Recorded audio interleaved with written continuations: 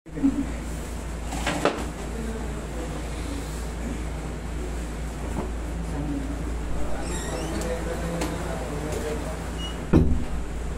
sa 2019 pa, parata ako nagpapatherapy.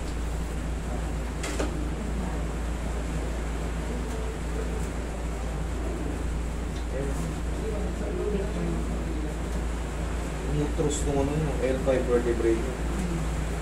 Kung mapapansin nyo, tingnan mo yung tugma niya, tingnan mo yung tugmaan. Pagdating ito, ito yung sumobra. Yan, inulubog ko yan. Siyempre, pag sumobra yan, may mga ligaments dyan, may mga tinatawag na spinal nerve, may mga tinatawag na mga tendons. Pero ito, nasa ano tayo? Manhid. Yes po. Yung sciatica, yung sciatic nerve ang may ipit. Pirat. Tingnan mo rin ito, wala. Ito sumobra, pirat. Ayan o.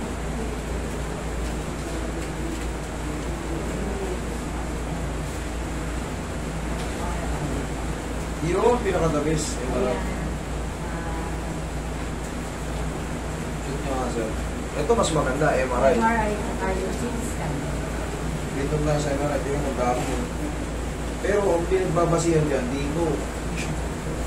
Tingnan mo yung ano ron, dalawa lang. Tingnan mo rito, ang dami. Mas kompleto kasi pag MRI. Katulad yan, lumbar spondylosis, grade 1 non-spondylotic spondylosis L5 over S1. Dysdesiccation, L4, L5, L5, S1.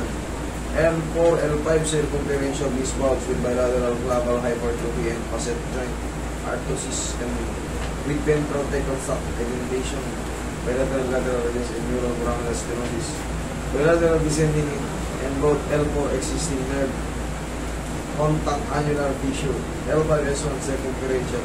Halos paulit-ulit lang. Ang pinaka-shortcut niyan is warat na kaliwat kanan. Kumbaga, ganun yung pinaka-ano niyan sa pagkakaintindi nyo. Dapat kumbaga, magbabago lang naman talaga ang katawagan niyan. Depende sa ano, sa pagkaikot, pasulong, paharap. Pero ang shortcut niyan, may sugat na yung ano nyo, may hypertrophy, may art. Ito lang madadagdagan dyan, yung facet joint arthrosis. Yan.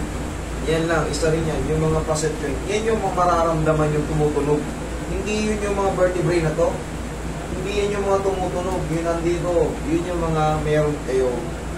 Yan yung meron pa kayong facet joint arthrosis.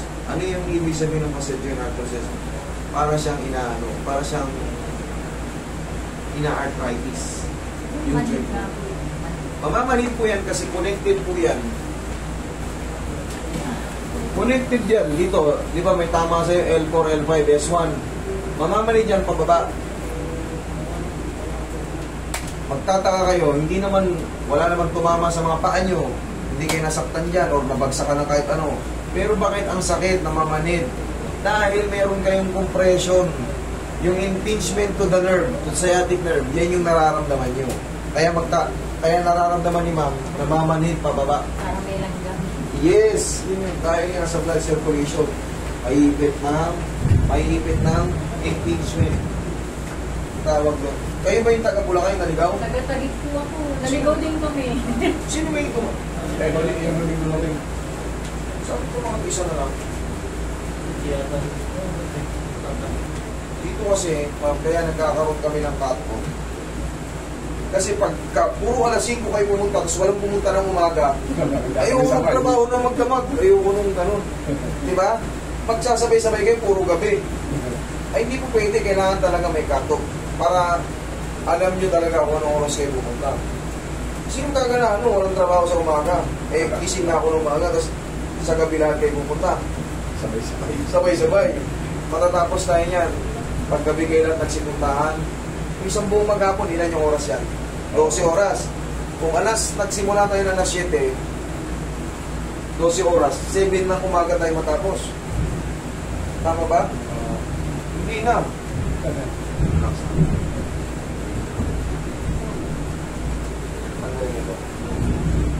Ayun ba? Ganun ang mangyayari. Eh, paano naman kayo nabukasan? Tulog ako ng umaga, ayoko ng ganun. Eh, may anak ako eh. Higa kang patagilid. Harap po. Tama yan.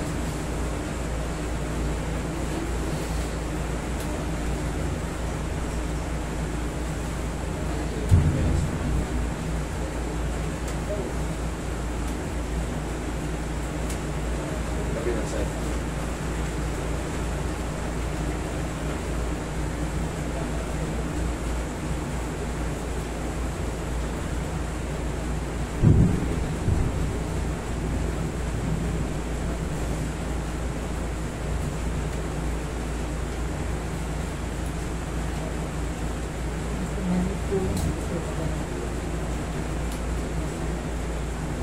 Alam niyo kung bakit namamanit yan? Yun nga yun kasi hindi makatalo yung blood circulation. Hindi haya. Sabi nung Tama. rehab doc. Di haya ka. Di haya ka. Di haya, di haya, di haya. Yun nga yung impingement na sinasabi ko. Yung oxygen dyan, yung blood circulation, hindi makadaloy na maayos. Relax lang. Huwag yung labanan. Huwag yung labanan. Relax yun yung banyo. Yan.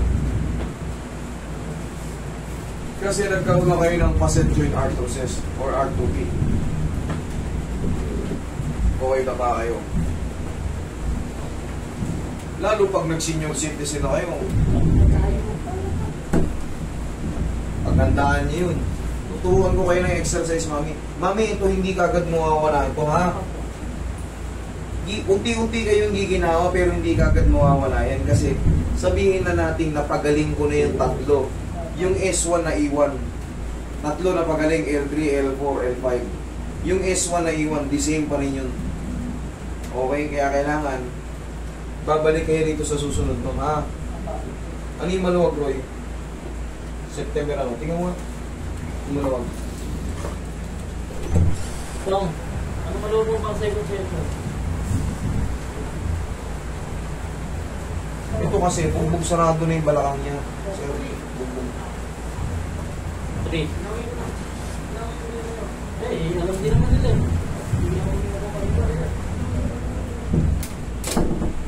Malamang ituturo ko sa inyo.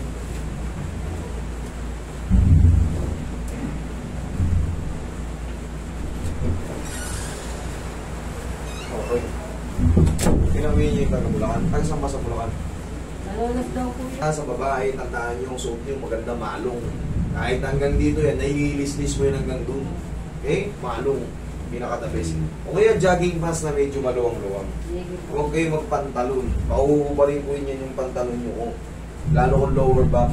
Hindi ko naman sinabing pahuhubarin, tas hihilutin ko kayo nakapanty na hindi yun. Ang ibig ko sabihin, pagpapalitin ko rin kayo. Pero syempre, mas maganda na yung mamaya hindi kayo komportable, suot nyo yung short ko.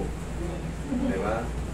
Mas maganda yung sa inyo na galing. Suot nyo, kung naka-short kayo, na maluwag, na mas mag-cycling kayo pa, no? Para yung stretching, komportable kayo na hindi kayo masisilipan o ano. Sa amin kasi baliwala yan. Ang dami namin nahahawakan talaga ng mga ano, celebrity pa. Baliwala lang. Yung mga viewers natin ang may problema. Isang araw ko ang ganda nung ano nyo Oo nga po yung eh. may tattoo. Kahit sino nakahawakan namin, baliwala lang yan sa amin. Kasi therapist kami. Ang ganda Kung ano yung babae nung ano yun. kung ano yung mahawakan namin, kung ano yung makita namin, baliwala kasi trabaho namin to. Pero hindi kayo makakaramdam nito na para kayong yung may mali siya. Pag nakaramdam kayo ng ganun, para ko nang sinira yung pangalan ko.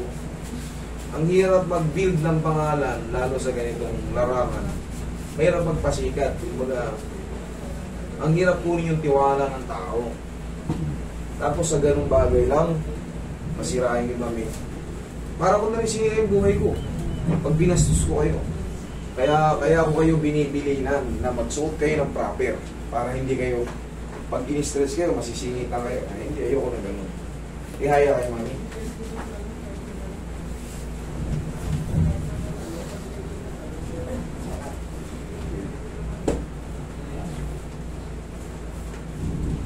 Mami, mas mararamdaman nyo pa yung mga pag-ginawa 3 to 4 days, ha? Napapanood nyo naman ako, di ba? Opo. Alam nyo na yan. Gabi, nanood ako. Ang sexy nga nung ano nyo eh, may tattoo. Sige, relax lang ha. Inhale. Exhale. Yan ka lang. Huwag ka munang tatayo. Mararamdaman mo yun hanggang dito. Pero magugulat ka lang naman.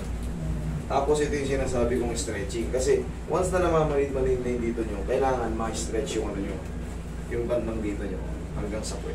Paano yung stretching yan? Paloob ng konti. Para mararamdaman nyo yung mga muscle nyo rito pag ganun sa legs. Iinatin. Okay? Pero mabilis lang ang stretching nyo ha. Kung kayo mag-i-stretch. Paano yun? Papasok. 1, 2, 3. Huwag yung tatagalan kasi para silang napupunit. Pero dahan-dahan lang. Isipin nyo, pag ini-stretch kayo ng ganyan, tapos nakashort kayo yung legs eh. Siyempre, may ilang kami. May ilang kayo. Pero kung sanay na yan sa ganyan. Kaya mas the best, nakashort kayo, cycling panloob, sa mga ganun stretching. Kumbaga, mas comfortable kayo. Mas the best talaga, malong sa babae, malong. Para kung ayaw nyo bumiyahin na nakashort, nakamalong kayo, hanggang dito yun. May tutupi yan ng ganyan, ng maluwag. Tandaan nyo ha, ang stretching, paloob ng konti. Mararamdaman nyo yan, iniinat yung muscle nyo sa puwet tsaka yung legs nyo. Okay? Tapos yung mga ganyan. Pero mabilisan lang kasi masakit yan sila. Masakit yan. Kaya nga ang bilang na yun, 1, 2, 3 lang. 1, 2, 3. Ganun lang kabilis. Pero malaking purpose niya. After niya mag-stretching, ganito lang ilalagay niya. Kung kayo lang mag-isa. Yan. Yan yung pinaka ano yan. Tawag ito, yung pinaka-maaliwan na posisyon pag nag-stretching kayo. Okay?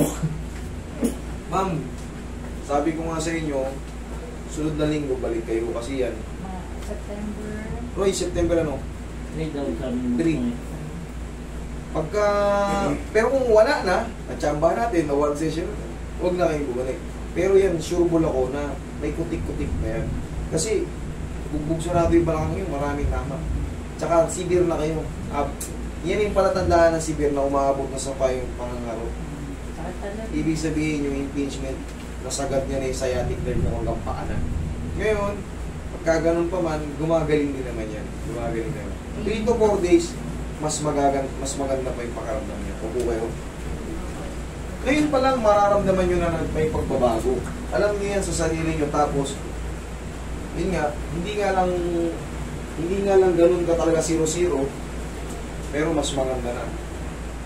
May pumupunta rito, nakikita nyo naman, talaga naka-wheelchair, nakatuwad na dyan, namimilipit dyan, ganyan. Pero paglabas dito, nakita nyo naman, kahit pa paano, puro positive naman yun.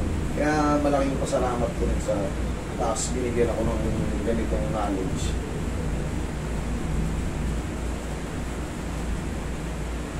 Pero tatandaan nyo, mas mabilis kayong gagaling pag ang paniniwala nyo sa humiko sa inyo ay kumbaga, tiwala kang gagaling ka. Mas gagaling ka. Mas tutulungan ka pa. Bukod sa akin, pag wala kayong pag-aalinlangan na pumunta kayo sa pinuntahan nyo, ang laking bagay, gagaling kayo ng instant. Okay, tayo ka ma'am. Pag-gising nyo sa umaga, 1, 2, ingat. 1. Sige, tuhod ka. Pakabila. O, sige. Dali. Kanan muna, itong kanan ha. O, 1, 2, 3. Kabila. Lakasan nyo. Sige, 1, 2, 3. Ay, ganun. 1. 1. Hindi, huwag nyo munang iabang na nakagaling. Kailangan dito muna galing. Yun!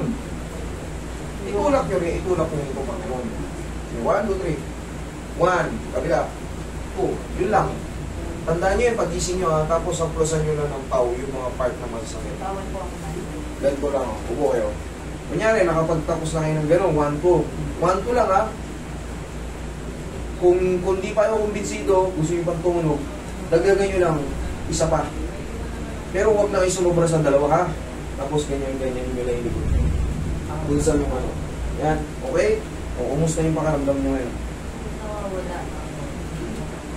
Yan nandun pa rin siyempre, hindi naman nagagalaw. Dahil nga nasabi ko sa inyo, pero mas maganda, no? Okay, yun lang. Basta, patagihin sa umaga, yung tinuro ni Master. Yun lang, ha? Mahalaga yun. Okay? Sige, magkita tayo ulit September 3. Pero kung wala naman, ha? Hayahay ng buhay. Kung pwede master, Sabado para... Wala kaming Sabado. Ay, walang Sabado. Wala kaming Sabado. Lang ako, nag-leave lang ako. Ngayon, papakapunta ako dito. Sabado, wala. Day off ko yun natin. Day off. May day off din pala si master. Oo. Eh, hindi po pwede walang day off. Bubugsarado tayo. Address,